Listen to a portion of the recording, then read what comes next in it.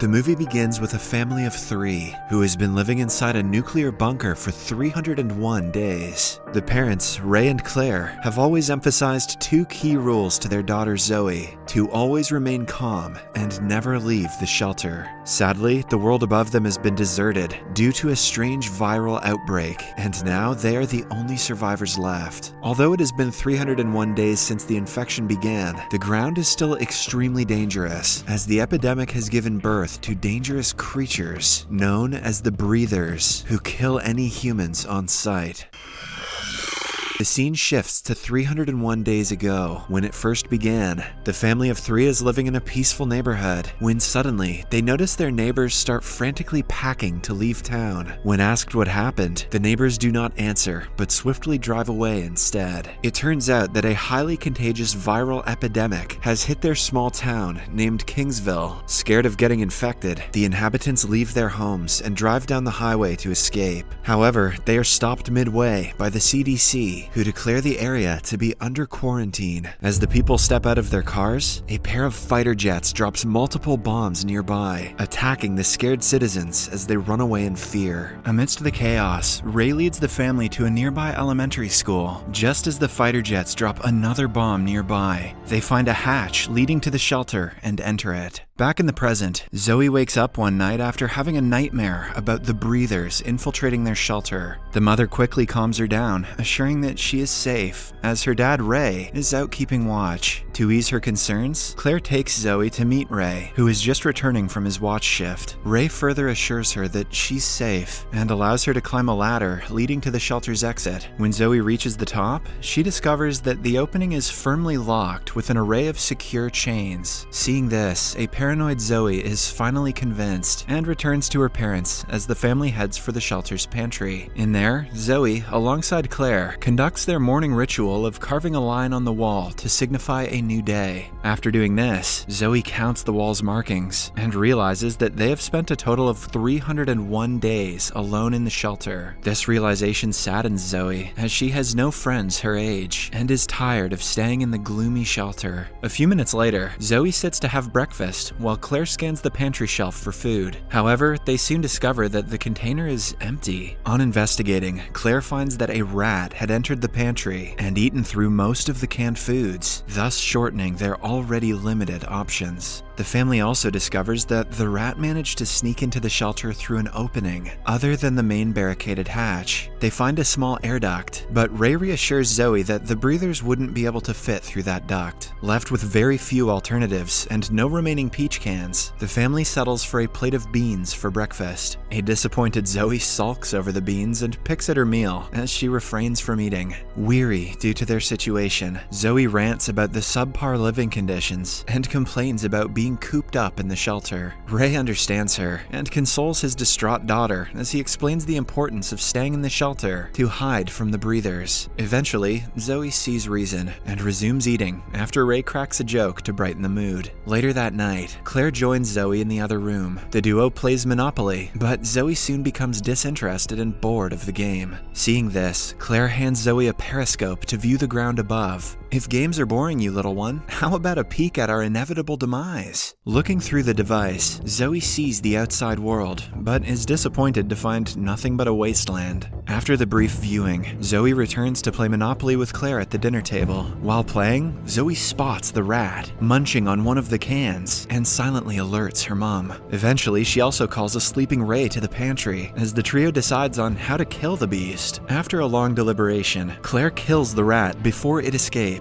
But in the process, the rodent knocks over one of the lamps, which explodes, causing an overwhelming fire. Claire instantly brings a cloth and tries to put out the flames, while Ray heads for the pump to get water. Once again, the faulty pump malfunctions, causing Ray to struggle with the lever, while Claire screams at him for help. Fortunately, Ray gets it to work in time, and together, the duo puts out the intense flames. When the fire has been fully quenched, the family discovers that the residual smoke has entered the air vents and is escaping to the ground above. Seeing this, the family figures that the breathers could see the ash on the overhead ground, and decides to head to the surface to cover their tracks. After instructing Zoe not to leave the shelter, the couple heads for the surface to get rid of the residual ash. While the couple clears the ground, Zoe watches them through the periscope. Right then, she sees a strange figure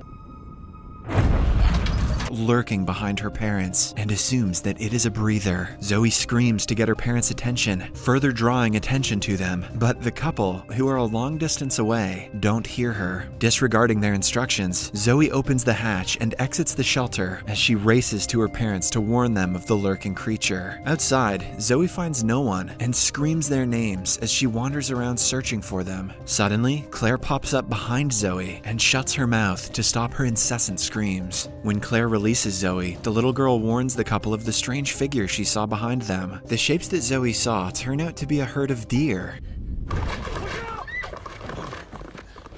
But the trio realizes that they must be running away from something, and so they immediately sprint to the open hatch and head for the shelter. Just as they enter the underground facility, the family hears the loud footsteps of a breather plodding along the ground overhead. To avoid being discovered, they all remain mute as they nervously listen to the footsteps above. Just as they begin to fade, Zoe's doll starts bugging out, making a ruckus after her pull string accidentally gets caught on a nearby pipe. Horrified by the doll's sounds, Ray swiftly grabs the toy and destroys it, just in case Zoe needed a little more trauma in her life to prevent it from attracting the creature. However, it is too late, as the breather has heard the doll and violently attacks the hatch to access the underground shelter. One by one, the chains are pulled from their moorings, and seeing this, Ray and Claire climb the ladder to wedge the door shut. For one terrifying moment, it is opened, and Skarsgård goes full barbarian on the creature outside.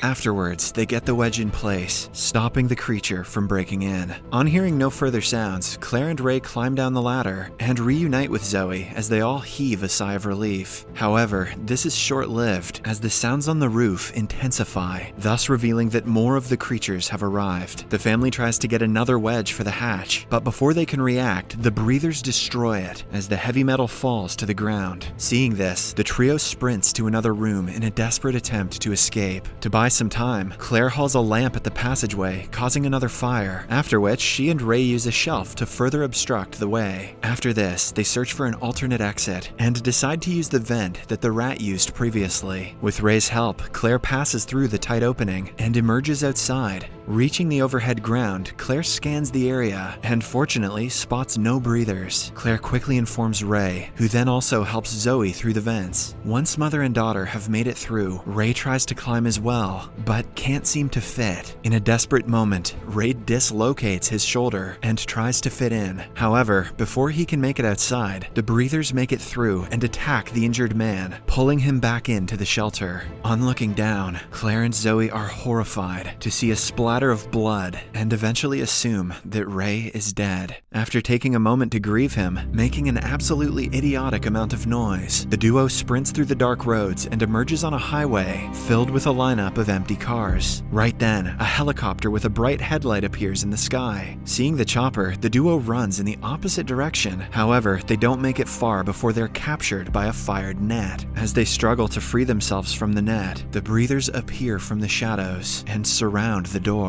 As they step into the light, we learn that the breathers are in fact not monstrous creatures at all, but actually American soldiers wearing full protective face masks. In a flashback scene 301 days ago, we see Claire and the family right after the aerial attack. In the bunker, Claire finds a cut on her hand and shows the rest of her family as it turns black, signifying that she is infected. Seeing this, the family realizes that the virus is airborne and has now infected the entire town. Back in the present, the armed men ask the duo to calm down as they whip out a syringe to test them for the virus. As the soldiers extract their blood, they discover that the pair are indeed infected. Learning this, the army men surround them with guns and prepare to fire. However, before they pull the trigger,